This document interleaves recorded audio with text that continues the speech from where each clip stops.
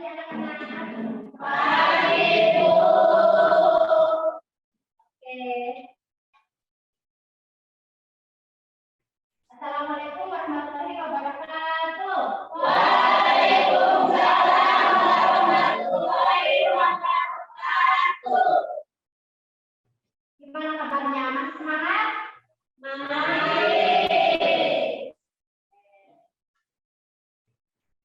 Biasanya semangatnya kita gimana? Bagaimana kabarnya hari ini? Luar biasa.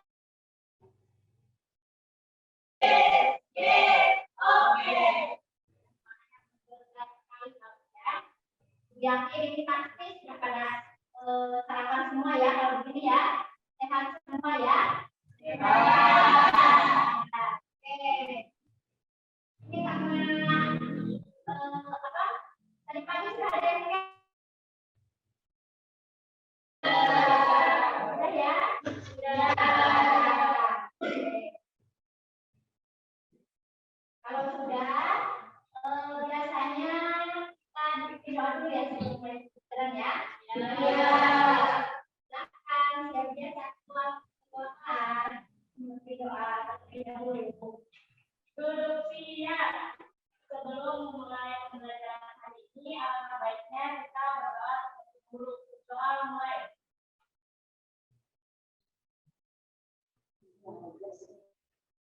Selesai.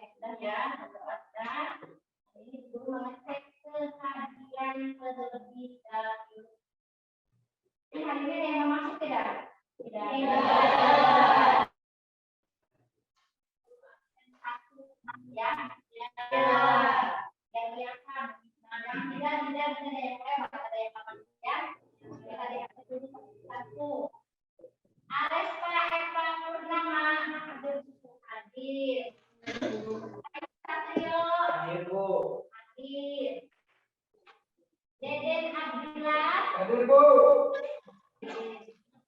Dina Septrianti. Kenapa Dinda lemas? Hah? Kenapa Din? Kenapa Din? Sehat Din?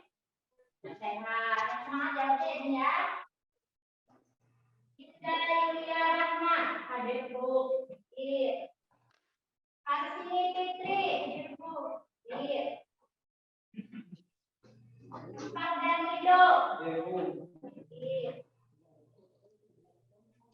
Tiara Hepsa, hadir Bu. Tiara, hadir ya. Nur Rasana, hadir Bu. Nur Melia, Marisa Ayu, hadir. Putri Inayah, buku sebenarnya di belakang aku. Rizky Hidayat,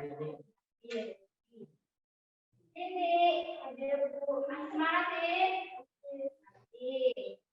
Maimunah, kenapa main terus main? Gak apa-apa, semangat dong. Selamat dulu ya. Makan dulu biar di sekolah belajarnya semangat. Tidak Dani, tidak Amelia, Liliana,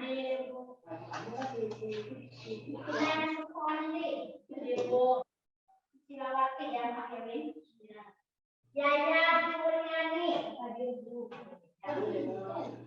Eyen Yohana, Dul Yasin, hadir. Kurniasin, mana ini? Hadir. Nah, saya katakan tadi hadir semua ya. Hirop ya. Adi. Oke. Masih ingat nggak ini tentang pembelajaran minggu kemarin? Ya. Nah, hari ini kita masih belajar tentang masuk dan berkembangnya agama dan budaya di Nusantara. Untuk pertemuan kemarin kita bahas apa ini? Buat apa? Pengenalannya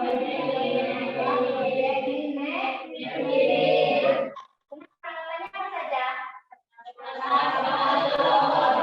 Lagi. Apa? Ya. Terus ya. Itu. Nah, sebelum kita ke pembahasan materi hari ini, agenda kita hari ini apa ini berarti?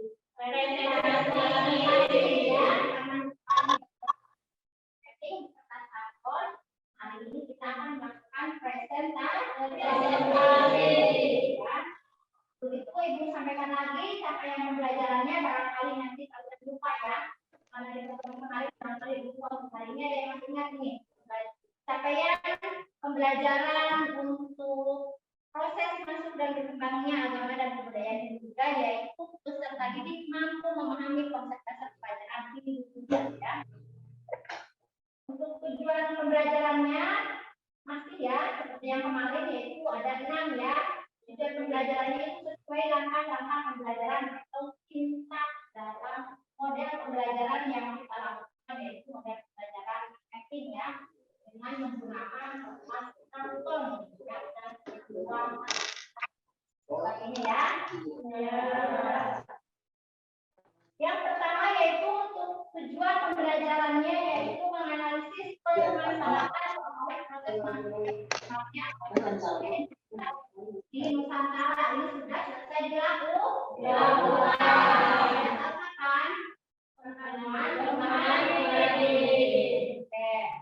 Untuk yang kedua yaitu peserta didik membuat rencana proyek mapping tentang masuk dan berkembangnya agama dan budaya Nusantara melalui aktivitas rencana proyek secara mandiri, kritis, dan kreatif.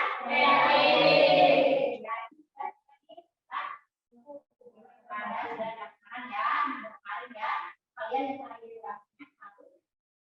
secara mandiri, kritis, dan kreatif dalam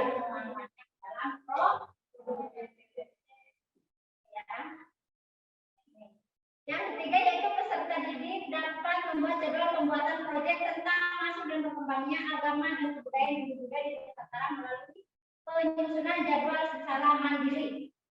Yang keempat, peserta didik dapat mengaudit hasil kerja proyek peserta didik tentang masuk dan berkembangnya agama dan kebudayaan di Nusantara melalui aktivitas kegiatan perkembangan kerja proyek. Yang kelima yaitu peserta didik mampu menyajikan hasil proyek itu dalam bentuk mapping ya, dalam kertas karton yang dikerjakan tentang masuk dan berkembangnya agama dan kebudayaan di Nusantara melalui aktivitas penilaian hasil secara manual dan kreatif. Yang keenam, peserta didik mampu mengevaluasi hasil diskusi tentang masuk dan berkembangnya agama dan kebudayaan di Nusantara melalui aktivitas evaluasi bersama pendidik secara mandiri ya. Oke.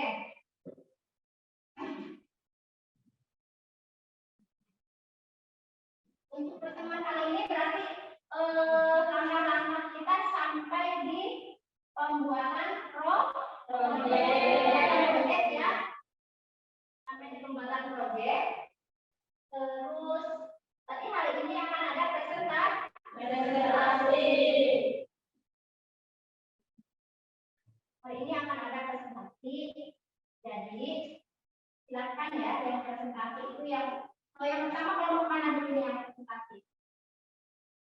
Kelompok 1. Kelompok 1 udah siap? Ya. Oke. Yang mulai gimana nih? Kelompok satu dulu setuju apa tidak? Kelompok satu dulu ya.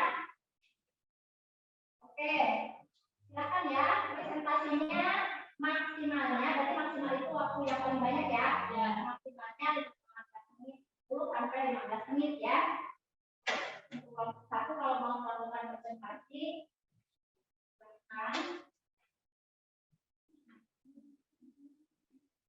nanti silakan ada kelompok lain ya. Untuk kelompok lain ada yang mau tanya, nyanggah dari hasil proyek kelompok satu atau dari pernyataan kelompok satu yang disatukan itu boleh ya.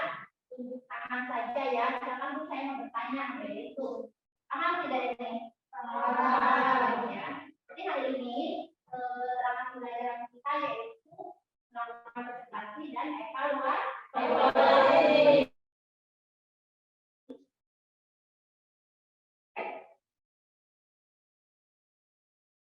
Oke, kalau kelompok satu sudah siap, boleh maju ke depan. Dan saya juga ditunjuk siapa yang mau maju untuk presentasinya. Sudah.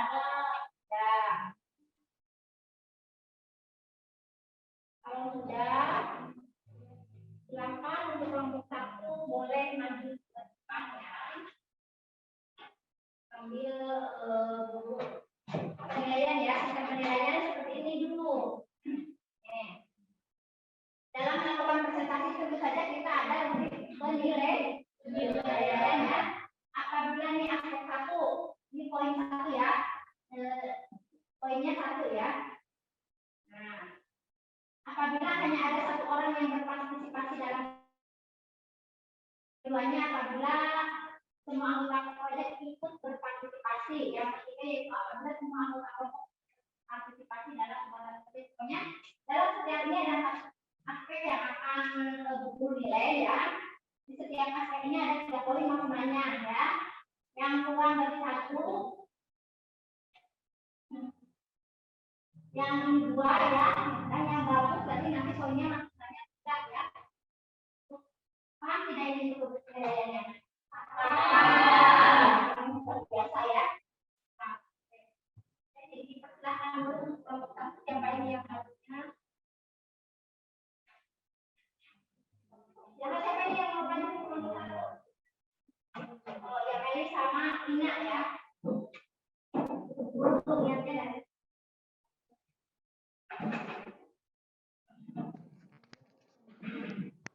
Assalamualaikum warahmatullahi wabarakatuh. Waalaikumsalam warahmatullahi wabarakatuh.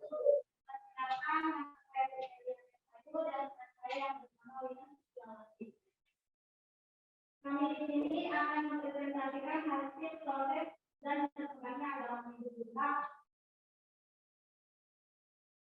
Agama Hindu Buddha ke Indonesia itu terjadi karena beberapa teori.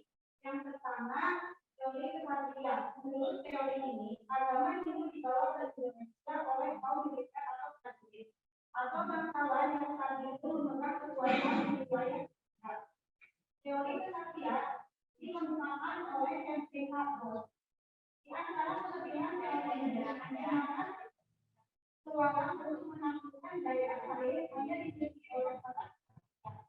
Kekuatan teori ini adalah tidak ada sana yang kedua, teori wanita. Teori ini menyatakan bahwa agama Hindu dibawa oleh para pedagang India ke Indonesia, agama Hindu masuk ke Indonesia dibawa oleh para pedagang India. Teori ini yang berpendapat bahwa agama Hindu masuk ke Indonesia dibawa oleh pedagang dari India. Di antara kelebihan teori ini adalah ini sama yang sini sama ya di gampang dikembangkan di ya. Berdasarkan fakta sejarah kelompok dagang mereka banyak yang melakukan interaksi dengan masyarakat pribumi untuk melakukan transaksi jual beli. Mereka memanfaatkan situasi ini untuk menyebarkan agama Hindu dan Buddha di Indonesia. Kekurangan atau kelemahan teori ini yaitu para pedagang yang datang tidak menguasai hulu Palawa dan merasa tersesat karena kemampuan ini hanya dimensi oleh kaum Brahmana. Yang ketiga, teori Brahmana. Teori ini pertama kali ditemukan oleh Demetrius. Teori ini menyatakan bahwa agama Hindu Buddha dibawa oleh kaum Brahmana dengan dua cara, yaitu kaum Brahmana dari India yang belajar dari Indonesia dan kaum Brahmana datang dari India bersama para pedagang ke Nusantara. Di antara kelebihan teori ini yaitu kaum Brahmana merupakan golongan yang paling tahu dan mengerti tentang ajaran agama Hindu, sehingga mereka yang berhak dan mampu menyebarkannya. Kelemahan teori ini menuntut aturan atau ajaran Hindu kuno di India menegaskan bahwa seseorang Brahmana dilarang untuk menyeberangi lautan. Apabila dilanggar maka kehilangan status kasarnya. Yang keempat,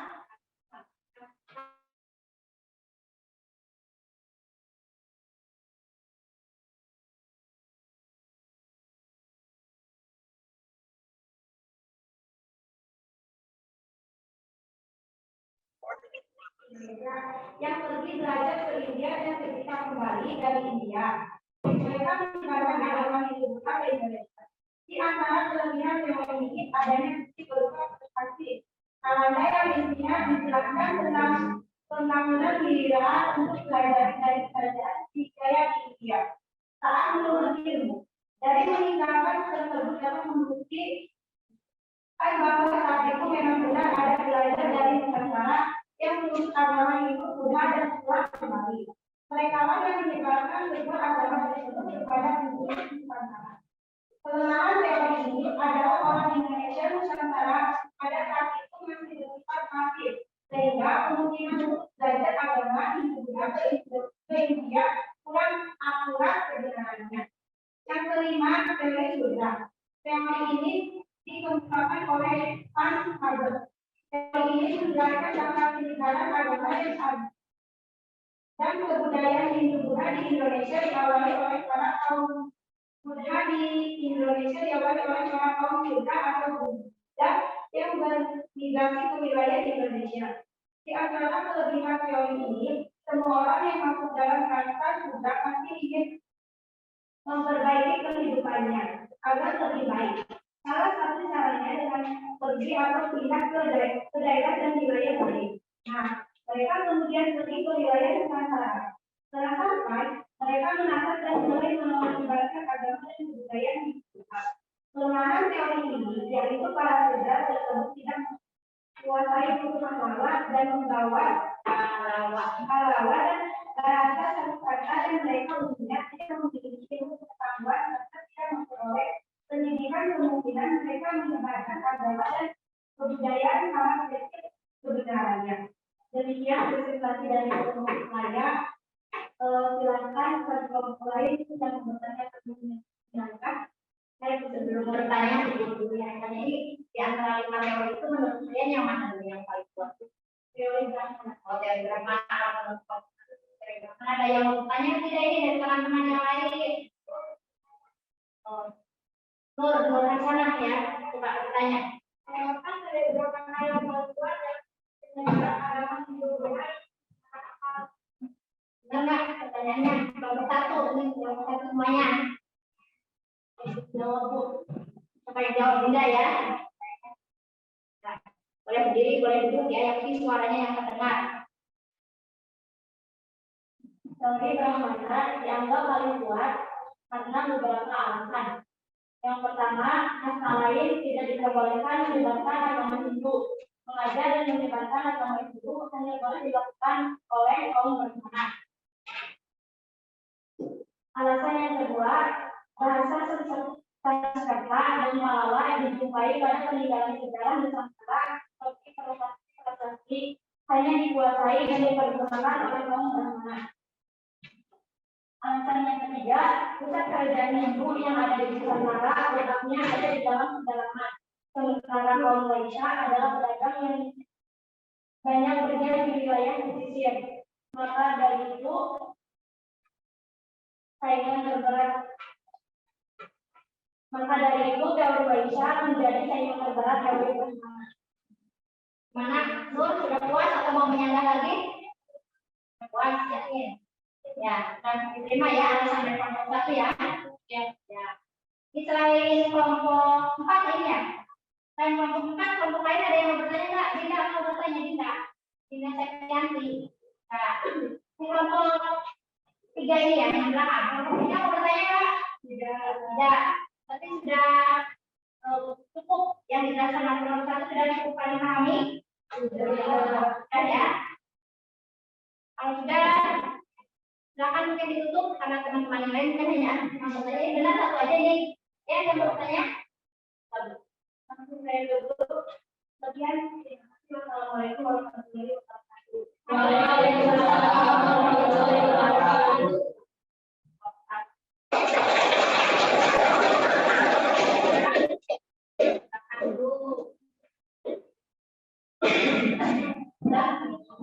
Sekarang kelompok berapa ini yang mau maju mau ditunjuk apa langsung sendiri? Kelompok berapa? Kelompok berapa ini mau ditunjuk apa mau maju sendiri yang selanjutnya? Oh, gas ya? Boleh. Akan ya? Silakan yang lain menyimak. Untuk yang tidak maju silakan nanti membantu bertanya barangkali ada pertanyaan dari kelompok lain nanti dijawab ya. Di itu di apa di draftnya barangkali ada pertanyaan atau tidak. Dengan membaca kalau kita tidak membaca juga apa ya. Bisa dimulai. Nah, silakan dulu saja. Assalamualaikum warahmatullahi wabarakatuh.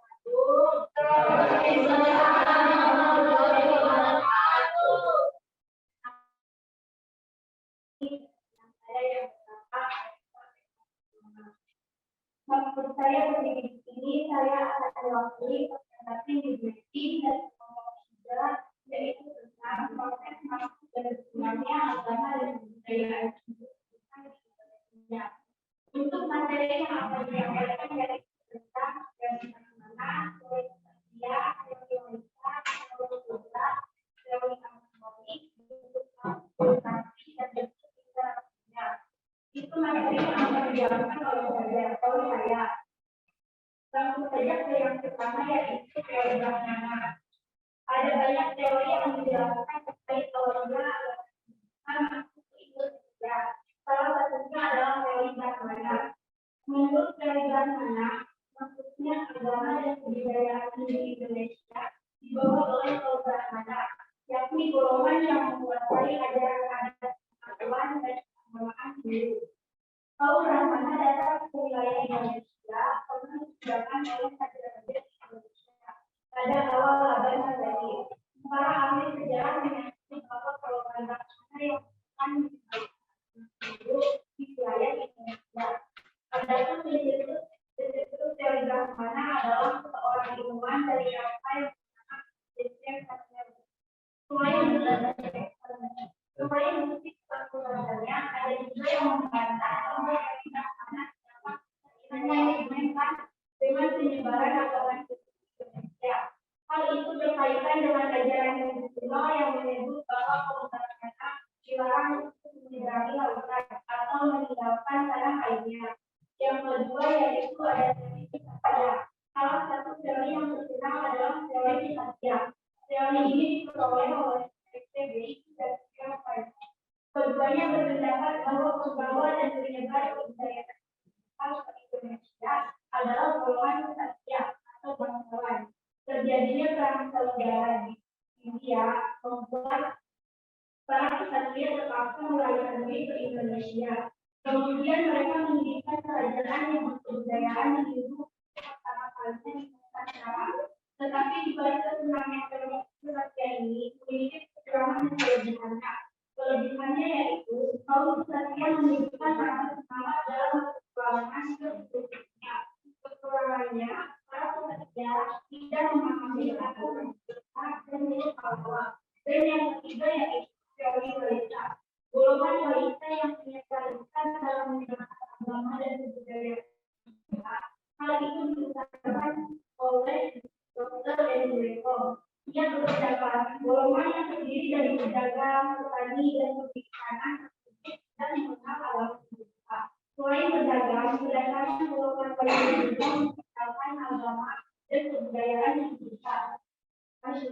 masyarakat Indonesia. Teori ini memiliki kelebihan dan kekurangannya. Kelebihannya yaitu para pedagang yang memasarkan wanita tidak menguasai bahasa kata-kata dan huruf halal yang umumnya dikuasai oleh agama.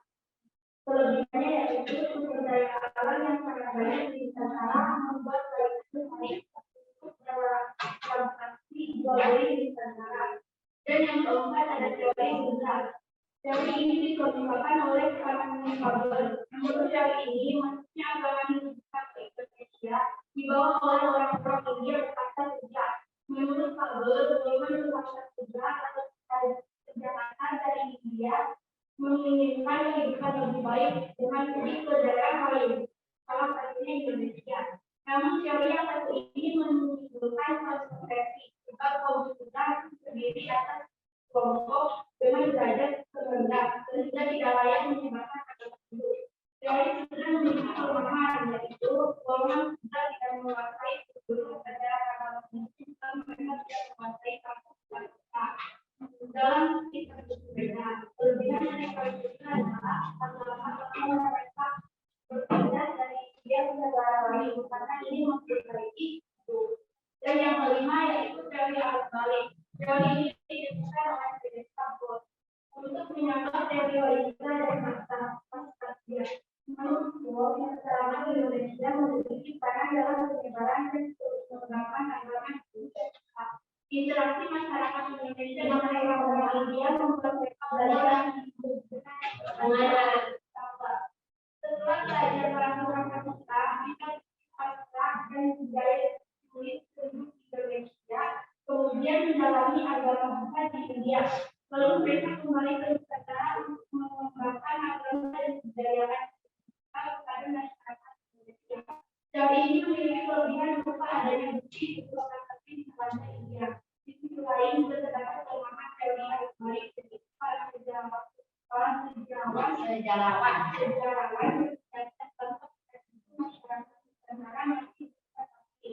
bentuk akulturasinya yaitu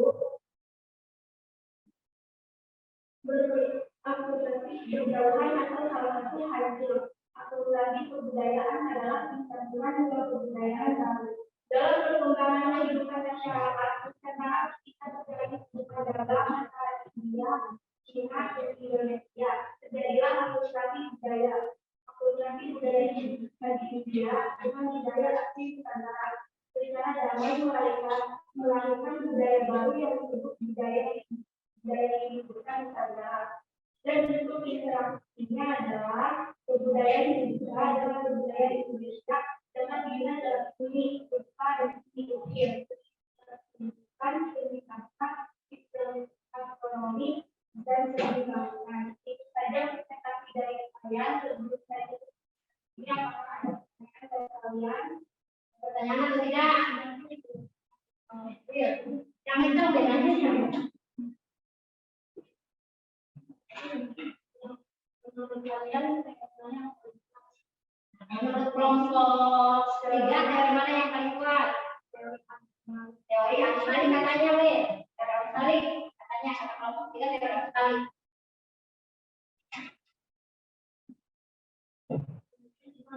Kenapa, Wil? Apa alasannya?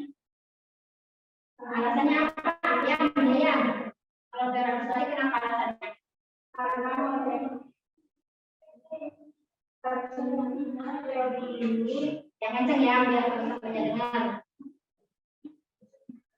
Karena teori ini memiliki peranan dalam penyebaran dan pengembangan agama Hindu dan saksi interaksi masyarakat Indonesia dengan orang-orang yang membuat mereka belajar agama Hindu dari tekan yang menurut kakak. Gimana sih? Didengarkan tidak? Didengarkan ya. Pertanyaannya katanya sudah. Yang lain lagi selain diri. Makanya bertanya satu yang lain. Tanya lagi tidak? Hah? Kalau kalian dari kelompoknya ada tambahan nggak mengenai pertanyaannya ini tadi? Mau ditambahkan nggak sih? Tambahkan lagi nggak? Cukup? Ya. Ini ada yang bertanya nggak? Ke kelompok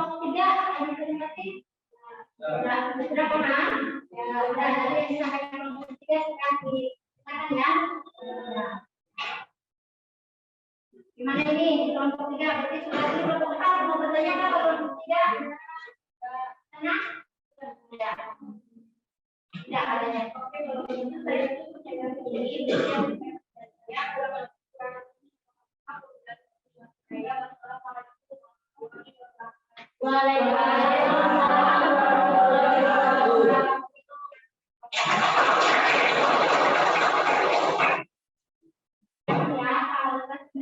Suaranya harus dinaikkan ya. Pastinya harus dinaikkan lagi ya biar terdengar jelas. Lain ya. Ini yang untuk selanjutnya, silakan nanti presentasi dulu, di situ nanti kita evaluasi ya. Silakan untuk selanjutnya berapa? Nah, ya akan dijelaskan namanya ini diisi ya yang akan dibagikan. Kelompok 4 siapa? Fitri sama Tiara. Assalamualaikum warahmatullahi wabarakatuh. Waalaikumsalam warahmatullahi wabarakatuh. Assalamualaikum warahmatullahi wabarakatuh. Waalaikumsalam warahmatullahi wabarakatuh. Saya saya bernama Jadi kami perwakilan dari kelompok 4 akan mempresentasikan materi projek kami tentang proses perkembangannya agama dan budaya yang dibuat di Indonesia. Dari maksudnya agama dan budaya yang dibuat di Indonesia. Itu terjadi karena beberapa teori itu. Yang pertama teori dia menurut teori agama bahwa kita harus tahu militer atau prajurit atau kawan-kawan yang satu memegang kekuatan wilayah yang ada. Teori ini dilakukan oleh di antara kelebihan teori ini melamar bersuara untuk menaklukkan daerah lain hanya dimiliki oleh para pekerja. Kelemahan teori ini adalah tidak ada definisi secara khusus mengenai kedatangan yang dari sekian tersebut. Yang kedua, teori Waisa, teori ini menyatakan kalau agama Hindu dibawa oleh para dagang hijab di Indonesia. Agama Hindu yang dibawa oleh para dagang hijab. Teori ini dikemukakan oleh Enrico yang mencatat bahwa agama Hindu masuk ke Indonesia dibawa oleh pedagang dari India. Di antara kelebihan teori ini adalah berdasarkan fakta sejarah kelompok dagang Waisa, banyak yang melakukan interaksi dengan masyarakat Hindu untuk melakukan transaksi jual beli. Mereka memanfaatkan situasi ini untuk menyebarkan agama Hindu dan juga di Indonesia. Kekurangannya atau kelemahan teori ini yaitu para pedagang yang datang sudah menguasai pahlawan yang menguasai tentang karena kemampuan ini hanya dimiliki oleh kaum mana. Yang ketiga, teori mana. Teori ini pertama kali dikemukakan oleh Stefan. Teori ini menyatakan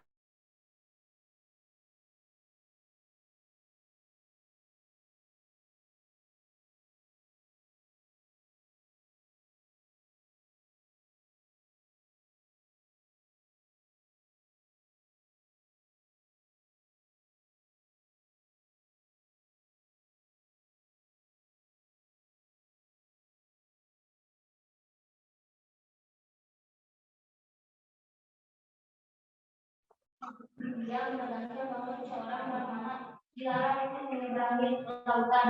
Apabila dilarang maka itu dilarang terus pasalnya. Yang keempat, teori terbalik. Teori ini dikemukakan oleh Etika Bor menyatakan bahwa agama Hindu juga dibawa oleh orang Indonesia yang lebih belajar ke India. Dan ketika kembali dari India, mereka meninggalkan agama Hindu juga ke Indonesia. Di antara kelebihan teori ini adanya bukti berangkat prasasti sarana yang isinya menjelaskan tentang pembangunan wihara untuk belajar dari kerajaan Sriwijaya di India saat menuntut ilmu. Dari peninggalan tersebut dapat membuktikan bahwa satu memang benar ada pelajar dari Nusantara yang menyebut agama Hindu-Buddha dan setelah kembali mereka yang menyebarkan sebuah agama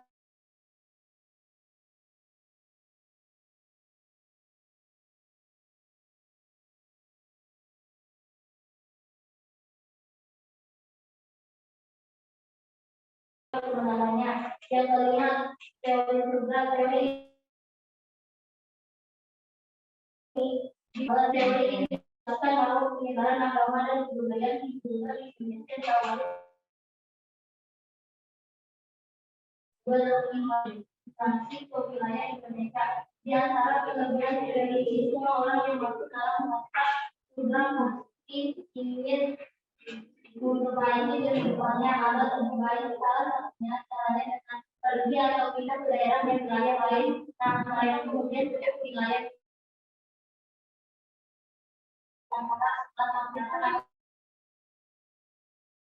budaya juga sehingga kita sudah tidak menguasai halaman mereka pengetahuan karena tidak memperoleh pendidikan dan mereka menggunakan agama dan budaya sebenarnya dari sini ada yang namanya ini kelompok sudah kelompok 4 ya. Saya tidak tadi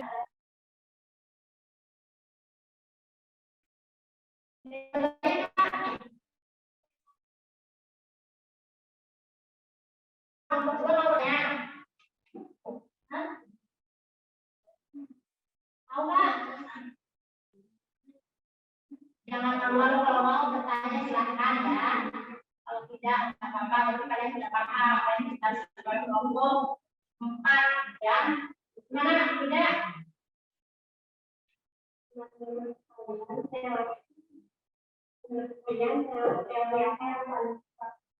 Sama pertanyaannya tadi. Menurut kelompok 4, teori mana sih yang paling kuat setelah kalian melakukan analisis ya?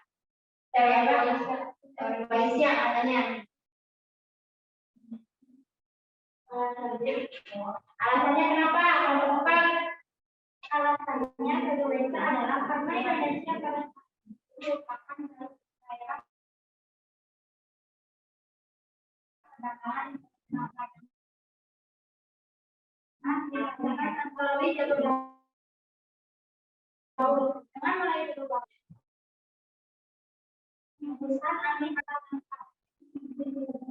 Gimana? Katanya teori Waisa. Kenapa teori Waisa sekali lagi kayak sepertinya kelompok 2 tidak mendengar. Nah, mereka coba sama ya. Teori Waisa adalah karena Indonesia pada saat itu merupakan jalur daerah perdagangan internasional. Pada masa tersebut perdagangan dilakukan antara negara Cina dan India melalui jalur laut. Dengan melalui jalur laut, maka dibutuhkan menggunakan angin agar perdagangan dapat terjadi dengan cepat dan cepat. Hubungannya dengan penyebaran agama. Coba lihat, kalau lagi tidak. Ya, yang kuat. Tapi sudah dipahami kenapa menurut teori Waisa menjadi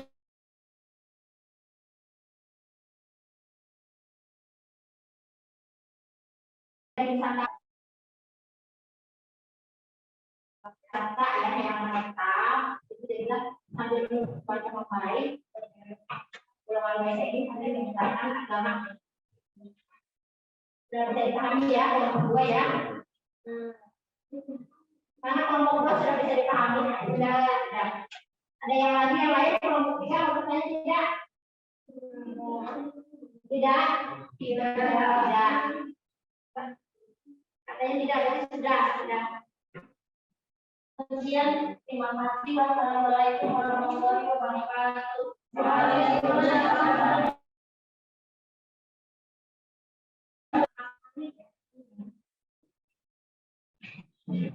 Coba jalan-jalan saya bukan dulu.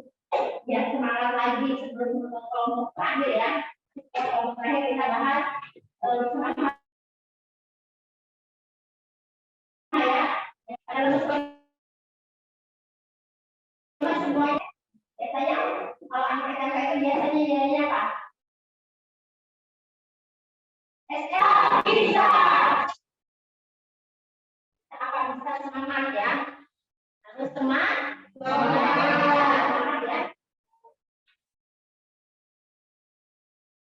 Oke, nanti yang belum presentasi ini kelompok berapa tadi? Kelompok 2 ya, kelompok 1 sudah, 3 sudah, 4 sudah. Jadi kalau kelompok 2 ini siapa yang mau presentasi ini? Tidak, sama siapa ya? Siapa? Siram Dani ya. Ya, Dani, lanjut. Jadi teman-teman yang lain biasa memperhatikan, nanti kalau ada pertanyaan siapkan saja jawabannya ya. Tidak. Ya. Jangan terus ya, Dini ya. Mana tadi yang bilang terus, Din? Hah?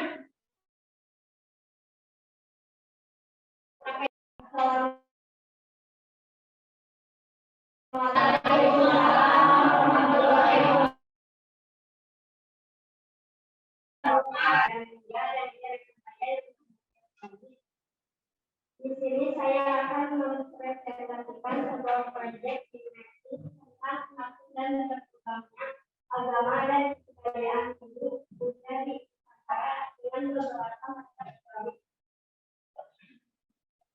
Teori pertama, teori proyek. Teori ini terkait dengan pendapat ND yang mengatakan bahwa kelompok yang berperan dalam penyebaran Indonesia yang biasa, termasuk Indonesia adalah pedagang. Pada wilayahnya para pedagang India berwilayah untuk berdagang. Pada saat itu jalur perdagangan itu melalui lautan yang menyebabkan mereka tergantung pada angin dan kondisi alam. Bila musim angin tidak mampu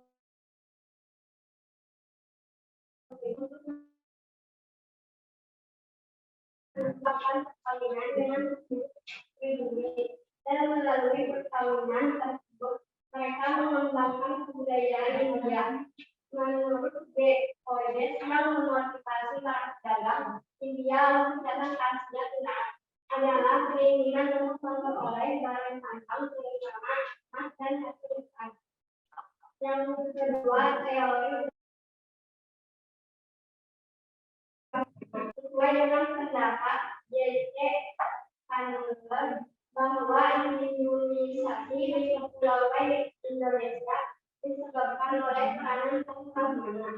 Pendapat Hanuler didasarkan atas temuan-temuan yang menggunakan bahasa Sansekerta dan huruf Palawang.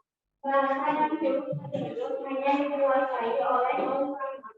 Selain itu, adanya kepentingan dari para penguasa untuk memutuskan para Brahman juga. Mereka diundang ke Asia Tenggara untuk keperluan upacara keagamaan seperti pelaksanaan upacara inisiasi yang dilakukan oleh para kepala. Itu agar mereka menjalankan teori ini lebih menekankan pada peran bangsa Indonesia sendiri dalam proses penyebaran kebudayaan dan orang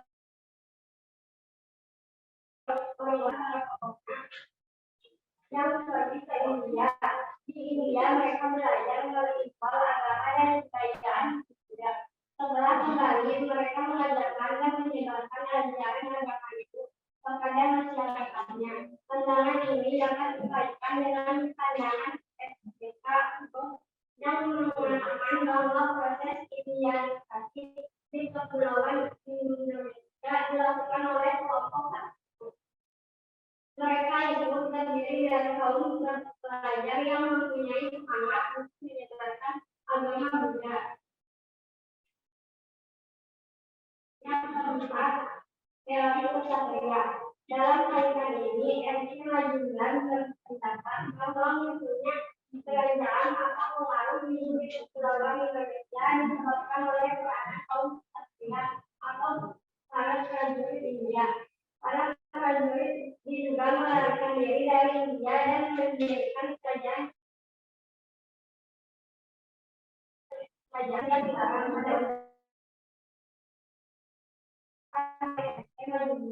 ini kurang terkait dengan yang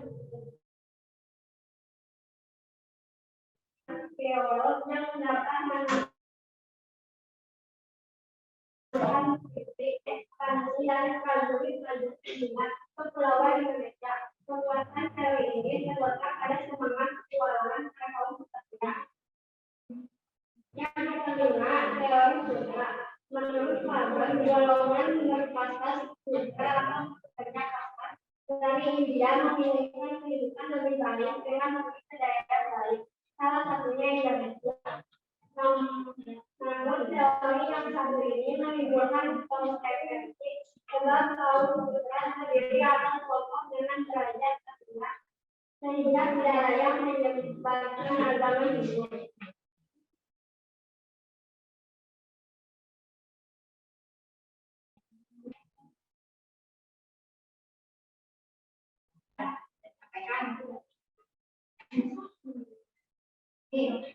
Ada yang bertanya nggak kepada kelompok dua atau kelompok dua?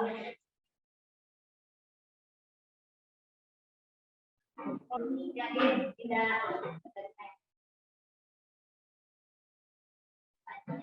mana yang paling lemah? Tadi kan yang ditanya yang kuat-kuat, sekarang ditanya yang lemah. Yang paling lemah teorinya apa? Teori yang paling lemahnya apa? Lalu dijawab sama kelompoknya yang lain. Kelompok kedua pertanyaannya teori yang paling lemah di antara 5 teori itu. Kelompok satu yang bertanya enggak.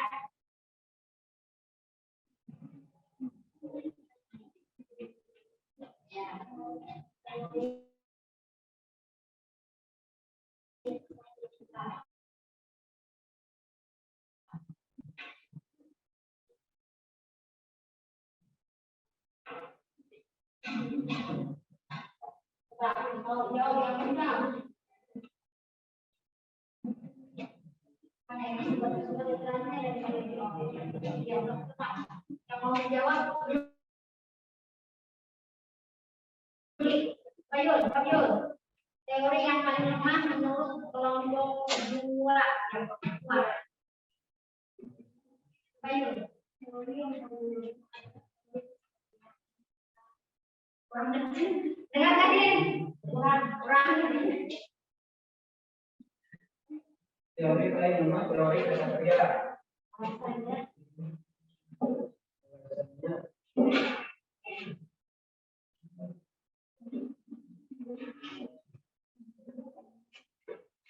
Kesatria yang merupakan bagaimana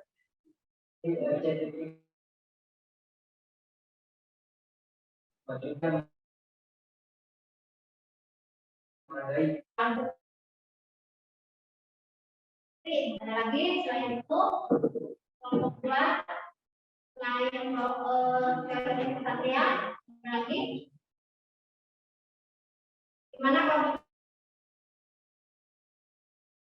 satu dipahami sudah menerima atau mau bersama lagi tidak sama kelompok yang lain makanya kalau kelompok lain bertanya teori yang paling lemah dijawab sama kelompok dua itu katanya teori kesatria ada pendapat lain nggak tentang kelompok lain ada tidak? Ini menurut kelompok ini tidak ada. Berarti dari menurut semua kelompok teori yang paling lemah itu teori kesatria. Nah, di kelompok satu menyangka berarti apa? Teori apa? Alasannya apa?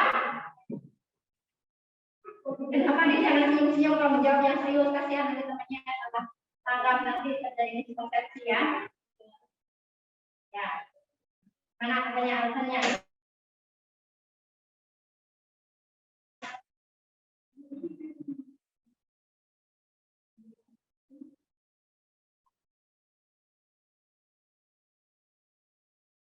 Ayo gimana nih?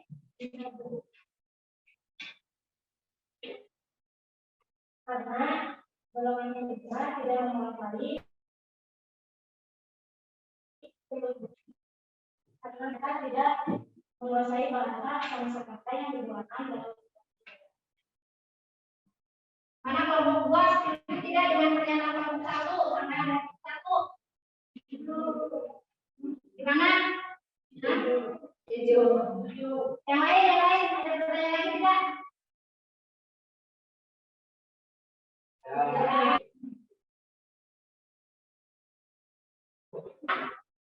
Dan terima kasih atas dari saya. Mohon maaf kalau terjadi Waalaikumsalam warahmatullahi wabarakatuh. Sudah, hari ini sudah semua presentasi ya. Kelompok 1, kelompok 2, kelompok 3, kelompok 4 berjalan lancar ya. Akan dari inisiatif sendiri tanpa harus ditunjuk, tanpa harus dipaksa sama buku ya. Kesadaran masing-masing ya. Sambil kita melakukan evaluasi, kalian mengisi lembar ya kita penilaian diri apa yang aman dalam membuat proyek dan mapping kesehatan ini.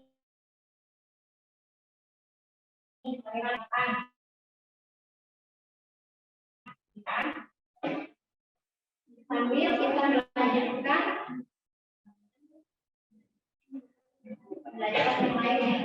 Sampai di sini dari pertanyaan, dari pernyataan apa? Dari presentasi teman-teman. Ini tidak ada.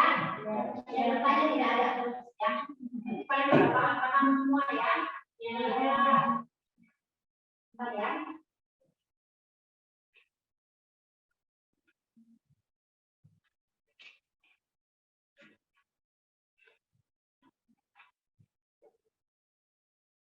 Nah, dari hasil presentasi teman-teman kalian kita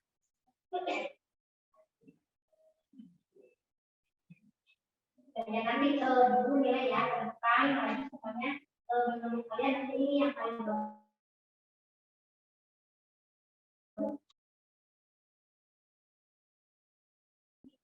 ya berapa ya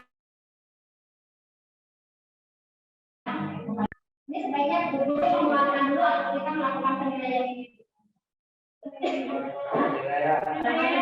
ya semangatnya ya coba kita bilang lagi sekaliannya ya nanti kita nilai bersama dari segi apa namanya hasilnya ya isinya ya sama kreatif.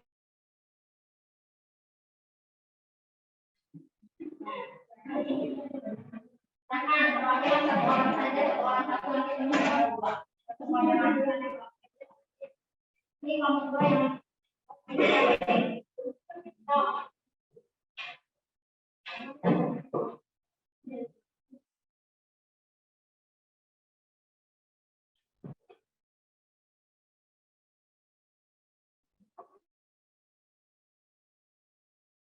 hasil kerja proyek masing-masing dari semuanya ya di berdasarkan tepuk tangan ya dari kelompok dari sebelah kiri dulu ya sebelah sini sebelah kiri dulu coba tepuk tangannya berapa nih untuk kelompok tidak kelompok 2 ya mulai sini nih di sini biar kelihatan nah yang kelihatan kan nih nah oke ya coba berpengen tahu nih tepuk tangan yang kelompok 2 berapa nih berapa itu kira-kira suaranya 4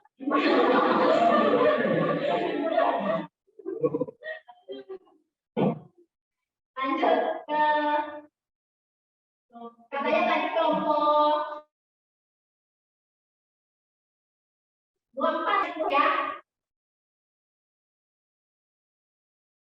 coba berapa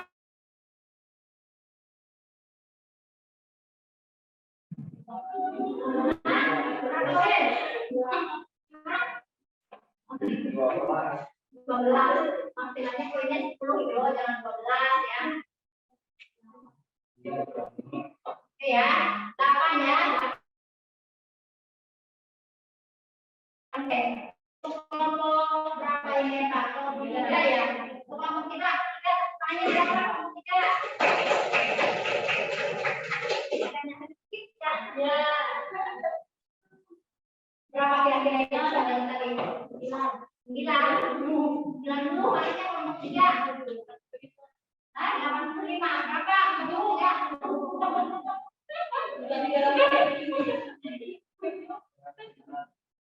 Berapa ya itu kelompok 3 dari 7? Hah?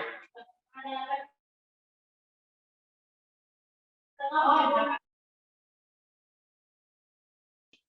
Ini untuk kelompok 4 berapa ini kira-kira hasil kalian yang dikasih di berapa ini? Kasih apresiasi berapa ini? 8. Hah? 8. Berapa ya? 8. Berarti bersuara dong. Hah? 81. 81. Yang lain setuju tidak ini 81? Nah? Tadi berapa itu? 80, 85, 81 untuk kelompok 1. Ini yang warna-warni ya. Coba berapa tepuk tangannya?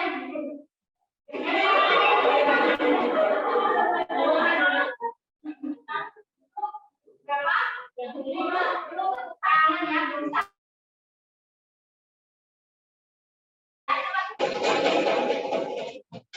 Berapa itu kira-kira?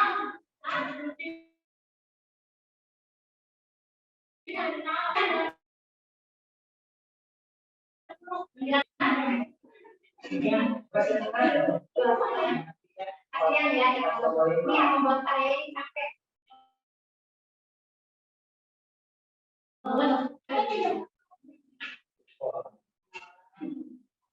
Ya, ini berarti udah ya. Nah, ditentukan siapa hasilnya pemenangnya. Kelompok ya. Oke, masuk tentang yang paling ya. Jadi kalau kelompok ini tidak ada akulturasinya ya, kurang ya di sini ya. Kalau yang ini sudah ada, yang ini juga tidak ada akulturasinya ya. Kalau yang ini lengkap ya. Jangan kembali ke tempat duduk masing-masing ya. Dengan kelompok 1 ya. Boleh nanti setelah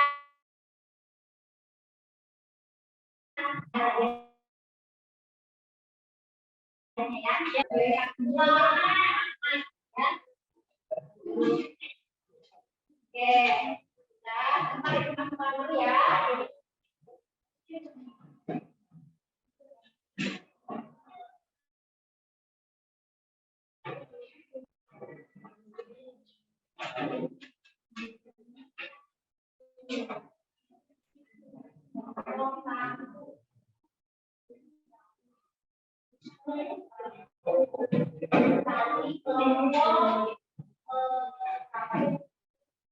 Yang berapa lima kelompok berapa tadi ya? Kelompok 3 ya. Kelompok ini ada kreativitasnya tadi. Berapa ini kelompok 4?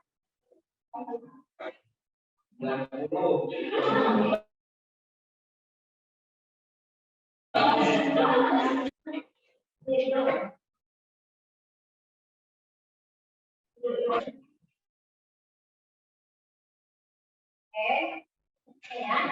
Nah, setelah dipaparkan oleh teman-teman kalian, semuanya ya, dari teorinya, dari memasarkan representasinya, dari keamanan, dari realita, etika, dari hal ya, di kelas ya, dianalisis oleh semua kelompok ya.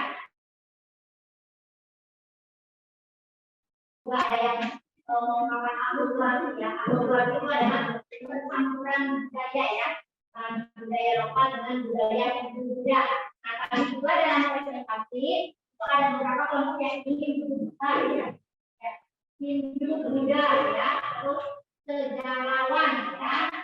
Seperti itu ya. Ya, nanti ada beberapa kata-kata yang ya kita bahas di sini. Yang teori Brahmana ya.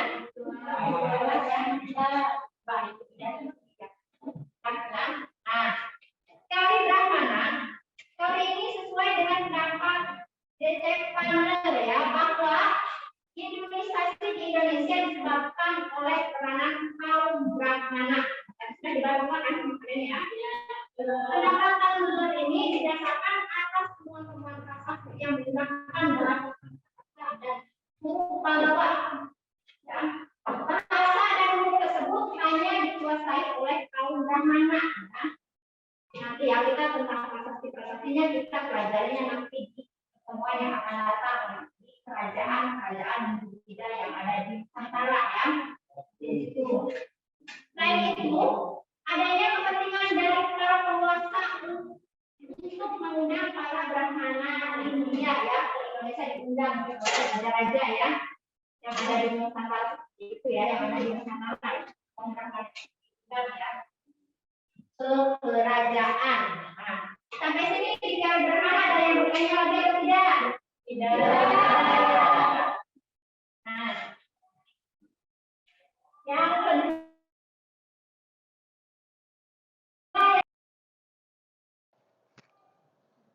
Dalam kaitan ini, Majumdar berpendapat bahwa munculnya kerajaan atau pengaruh Hindu di kepulauan Indonesia disebabkan oleh peranan kaum kesatria. Kesatria itu berarti apa?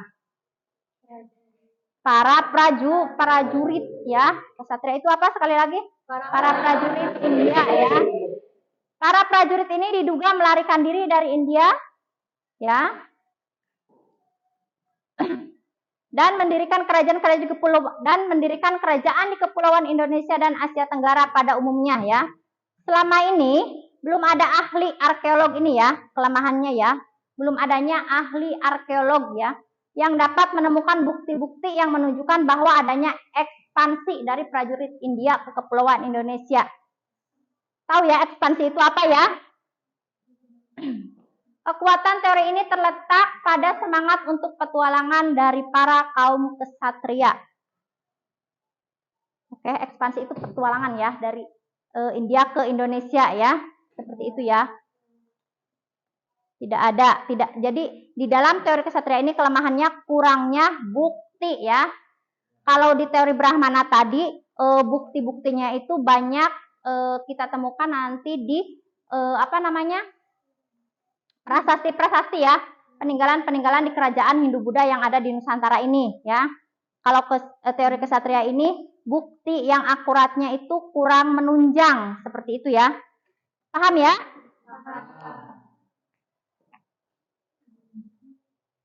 Nah, untuk teori Waisa teori ini terkait dengan bentar ya.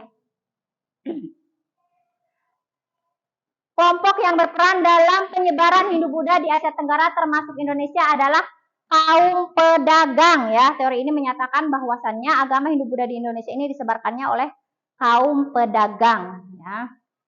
Pada mulanya para pedagang India ini berlayar untuk berdagang dan menetap pada saat jalur perdagangan melalui lautan yang biasanya lama ya, agak lama ya. Para pedagang India ini pun melakukan perkawinan dengan penduduk pribumi. Dalam melakukan perkawinan tersebut mereka mengembangkan kebudayaan India. Ini menurut teori Waisa, tetapi setiap teori tentu saja ada kelebihan dan kelemahannya masing-masing ya. Kalau kelemahan dari teori Waisa ini adalah tentu saja bila penyebaran agama Hindu-Buddha di Nusantara dilakukan oleh kaum Waisa ya, itu tentu saja mungkin penyebaran agama Hindu-Buddha itu hanya terjadi di daerah pesisir atau di pusat-pusat perdagangan saja ya. Tetapi pada kenyataannya masuk dan berkembangnya agama Hindu-Buddha di Nusantara ini juga sampai ke pedalaman ya, seperti itu ya. Ini kelemahan dari teori Waisa ini. Sudah. Nah, tadi kalian juga sudah sampaikan ya bagaimana kelemahan dan kekurangan ini. Di sini kita hanya menguatkan ya dan mengevaluasi dari masing-masing presentasi yang telah dilakukan oleh semua kelompok ya, seperti itu ya. Kenapa ini hujan ya? Nggak apa-apa ya. Hujan asalkan jangan mati lampu, nggak apa-apa, nggak masalah. Nanti kalau mau istirahat atau mau itu nunggu hujan reda dulu ya. Bisa dilanjut ya, walaupun hujan nggak masalah ya. Bisa, masih bisa, oke. Nah, teori arus balik. Jelas nggak? Jelas ya. Teori ini lebih menekankan terhadap peranan bangsa Indonesia sendiri atau orang pribumi ya, terhadap proses penyebaran agama Hindu-Buddha di Indonesia. Nih. Artinya, orang-orang di Kepulauan Indonesia, terutama para tokoh-tokohnya yang pergi ke India untuk menuntut ilmu, belajar agama, ya. Kalau teori arus balik seperti itu ya. Nanti setelah pulangnya dari India, mereka itu pulang lagi ke Indonesia atau ke Nusantara itu menyebarkan agama ya. Kalau di Islam itu biasanya itu pesantren ya. Seperti itu, paham ya? Nah, setelah pulang pesantren kan biasanya kalau di kampung kita ini menyebar belajar mengaji ya. Mengaji anak-anak kalau dia pulang dari pesantren berapa tahun itu sama seperti itu ya. Paham ya? Teori arus balik itu berarti orang Indonesia ke India untuk melakukan belajar agama ya. Setelah mereka dirasa untuk cukup, kembali lagi ke Indonesia dan menyebarkan agama tersebut ya. Oke.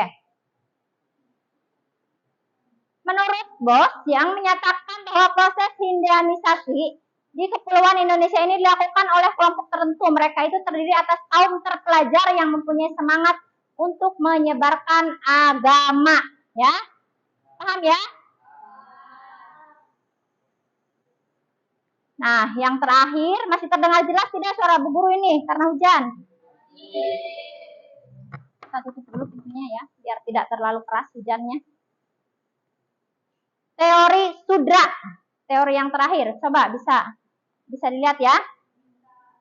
Teori sudra ini dikemukakan oleh Van Faber. Teori ini menjelaskan bahwa di India terjadi banyak peperangan. Akhirnya para budak berimigrasi ke wilayah Indonesia dan terjadilah perkawinan campuran dengan masyarakat pribumi. Masyarakat pribumi itu siapa tahu ya?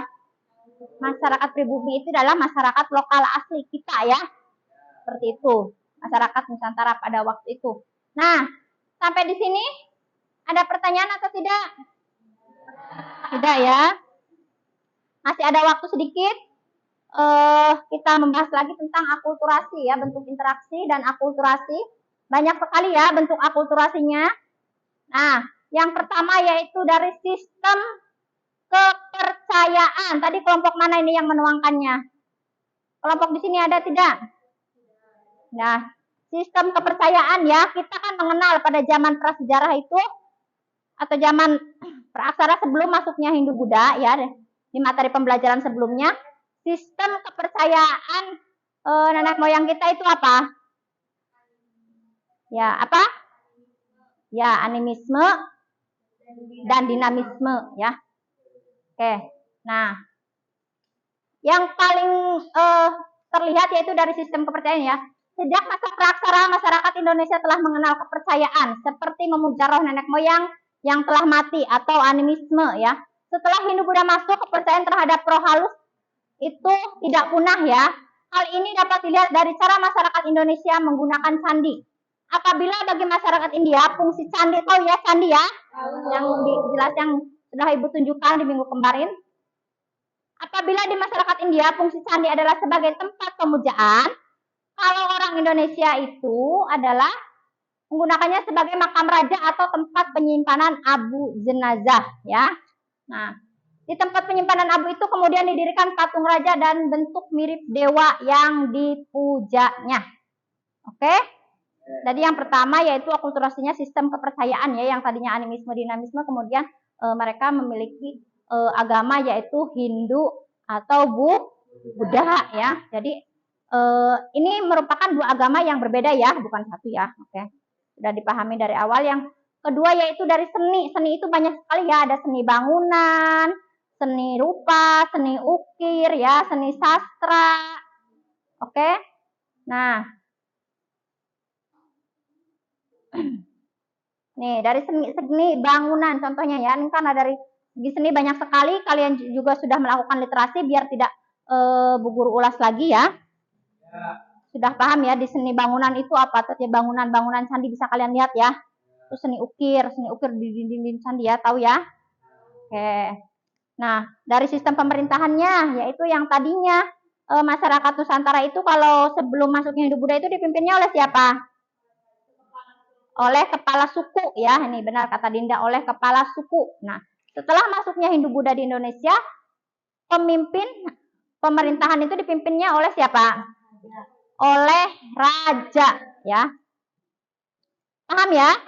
Paham, harus paham karena kalian juga sudah melakukan literasi ya. Nah, berarti untuk pembahasan materi hari ini selesai ya. Mau bertanya atau tidak sebelum Ibu membagikan ini asesmen ya. Sebelum Ibu membagikan asesmen ada pertanyaan atau tidak? Ini masih ada waktu sedikit lagi nih. Ya.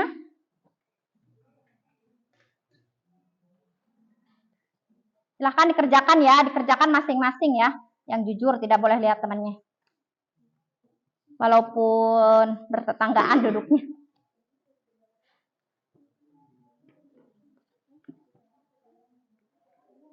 Silahkan dikerjakan ya.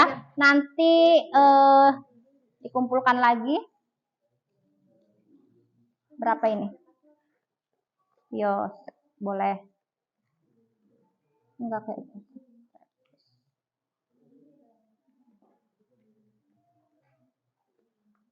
Kenapa, Mae? Hah? Coba diambil cepat ya. Oke. Berapa ini kelompok ini? Kurang enggak ini, Bu Guru?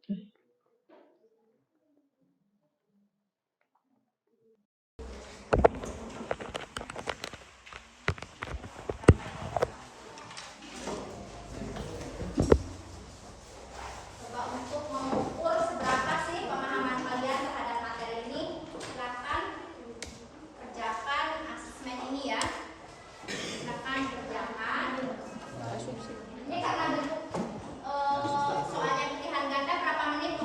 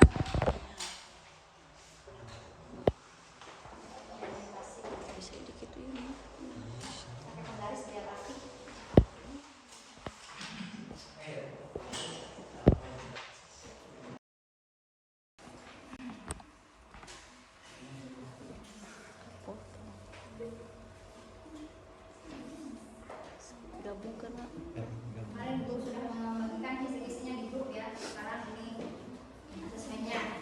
Ya.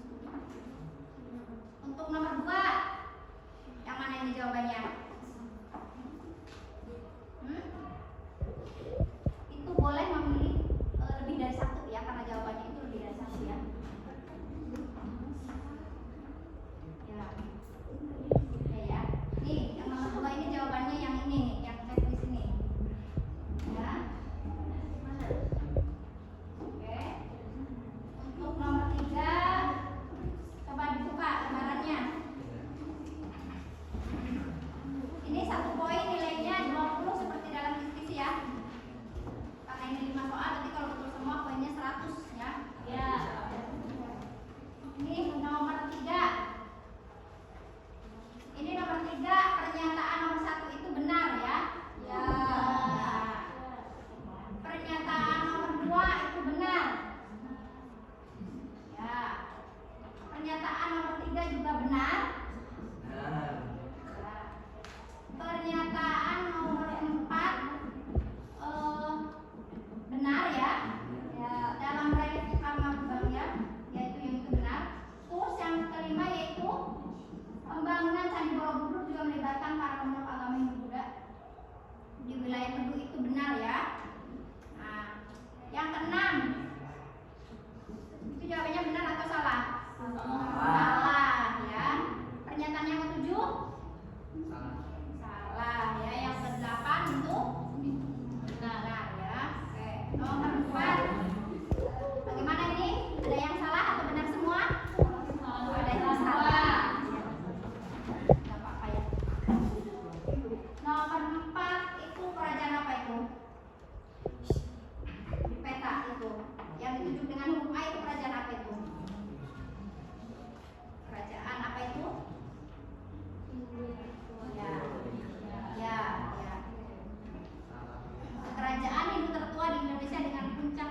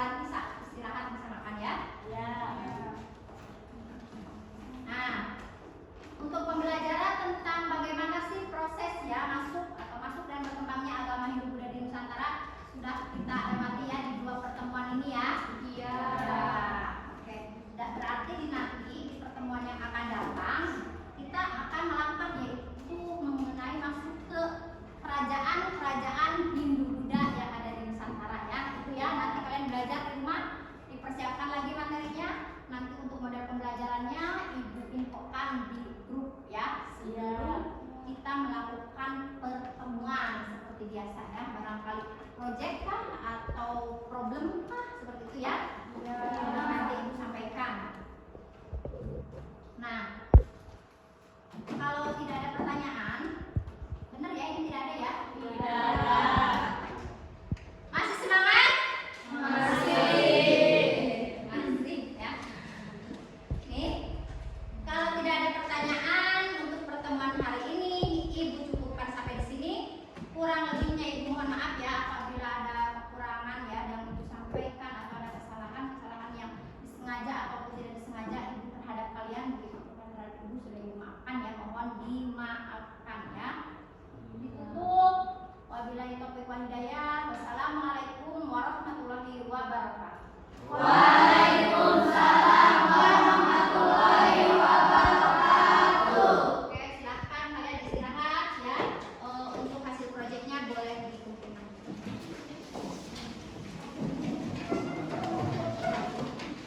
Terima kasih anak-anak untuk pertemuan hari ini ya.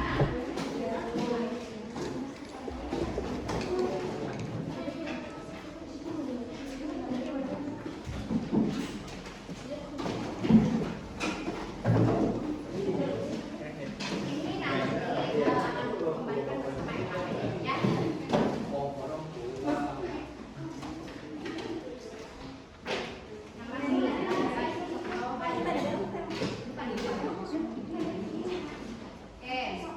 Mohon belum ada aplikasi. Penilaian bersama. Karena iyo, Ya.